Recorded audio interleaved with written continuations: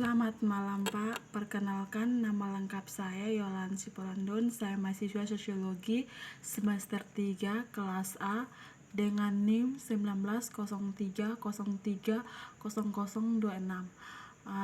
Di sini saya akan melanjutkan review buku ke-14, yaitu mata kuliah pengantar sosiologi.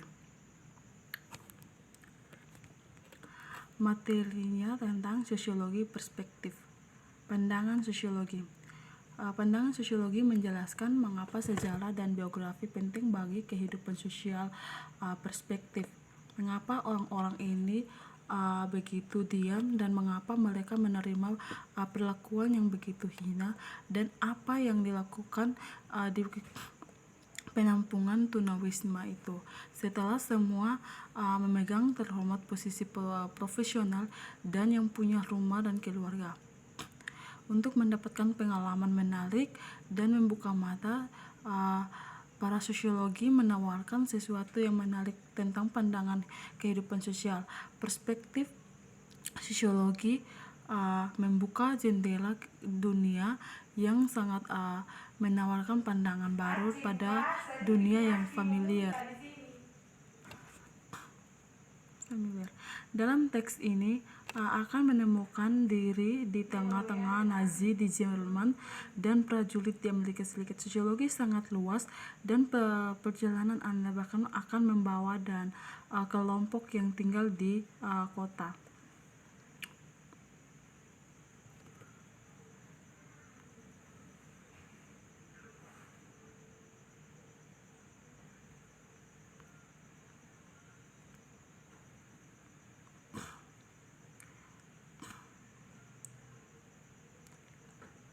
Dalam latar sejarah yang perspektif yang memberi orientasi pada kehidupan, singkatnya Anda tidak melakukan apa yang mereka lakukan karena akan mewarisi beberapa mekanisme internal seperti naluri. Sebaiknya pengaruh eksternal pengalaman Anda menjadi bagian dari diri Anda berpikir dan motivasi, atau dapat menaruhnya sebagai hutan Amerika Selatan, sehingga pertanyaan tidak akan dalam bahasa Inggris, bahwa anak tidak akan berpikir seperti orang Amerika dan tidak tumbuh dewasa menginginkan kartu kredit, misalnya desain pakaian, mobil, smartphone, dan lain sebagainya.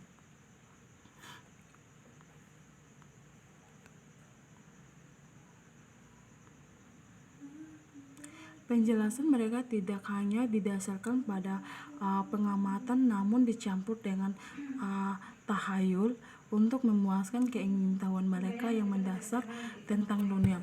Manusia lambat laun berkembang sains metode sistematis untuk mempelajari dunia sosial dan alam, dan pengetahuan yang diperoleh dan cabang-cabang yang diaplikasikan psikologi, mungkin klinis atau eksperimen, dan sosiologis ada cabang kualitatif dan kuantitatif.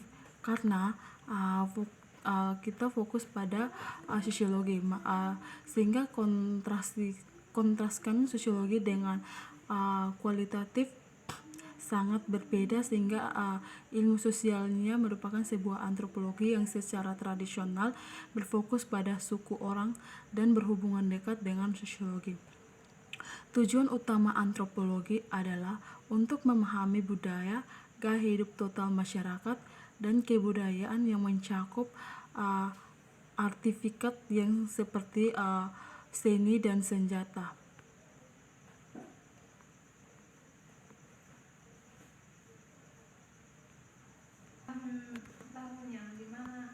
Ekonomi berkonsentrasi pada institut sosial tunggal, kajian ekonomi produksi dan pendistribusian barang-barang, materi, dan pelayanan masyarakat, sehingga menjadi berisiko bagi seorang sosiolog yang bereksplorasi para membawa mereka ke sudut dan celah lebih. Seorang sosiolog mungkin akan mempelajari bagaimana cara penondong untuk menentukan pilihan mereka, sehingga bagaimana orang dapat membuat sebuah keputusan untuk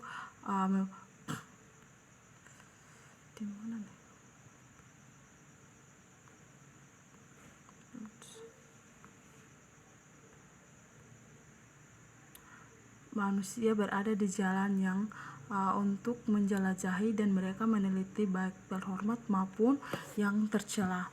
Ketika para sosiolog melakukan riset tentang organisasi, mereka akan menghadapi sebuah tekanan atau setiap kelompok yang tampaknya memelihara beberapa gambaran yang merupakan sebuah penghasilan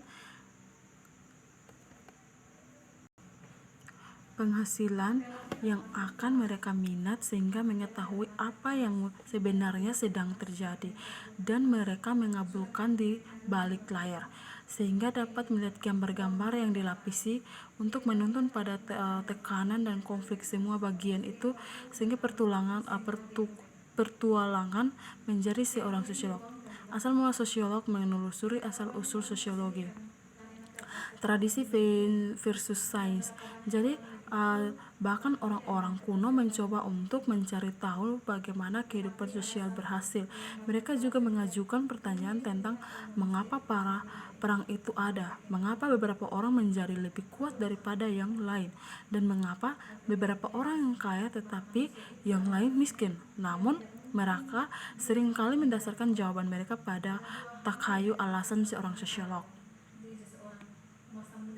Dan untuk memilih melakukan riset tentang bagaimana kemiskinan mempengaruhi peluang hidup. Sementara yang lain ternyata mata sosiologis kekerasan terhadap perempuan karena nilai dapat mengakibatkan penyimpanan yang tidak diinginkan.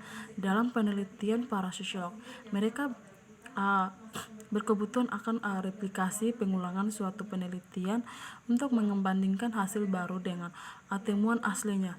Jika nilai seorang sosiolog telah menyimpang temuan penelitian, aplikasi oleh ahli sosiologi lain harus mengungkap prasangka dan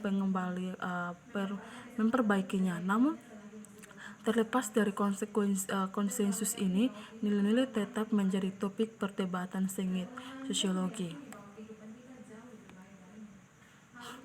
Sebagai ketidaksesuaian berpusat pada tujuan dan penggunaan masyarakat yang tepat sehubungan dengan tunjangannya, beberapa sosiolog mengambil sikap bahwa tujuan mereka seharusnya adalah hanya untuk menunjukkan pemahaman kehidupan sosial. Sosiolog harus berkumpul data tentang topik apapun yang menarik bagaimana mereka dan kemudian menggunakan teori terbaik yang tersedia untuk menafsirkan temuan mereka. Yang lain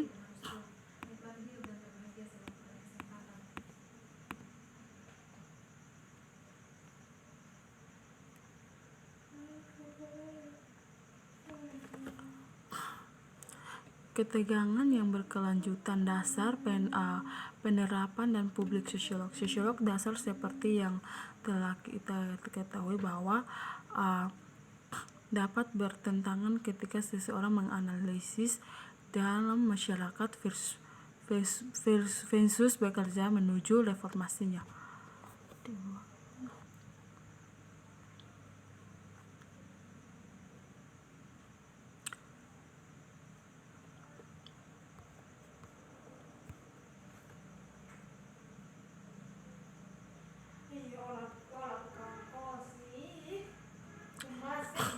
Emil Durkheim juga memandang masyarakat sebagai terdiri dari banyak bagian, masing-masing dengan fungsinya sendiri. Dia mengatakan bahwa ketika semua bagian masyarakat memenuhi fungsi mereka, masyarakat dalam keadaan normal. Jika mereka memenuhi masyarakat berada dalam keadaan abnormal atau keadaan patologis.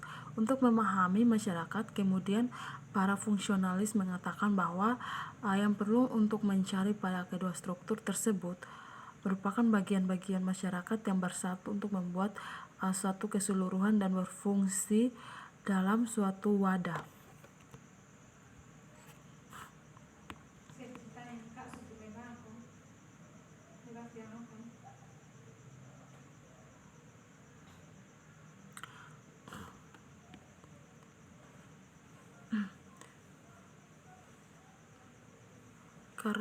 Kerabat masyarakat kehormatan terakhir mereka. Dari sana teman-teman pindah tubuhnya ke gereja untuk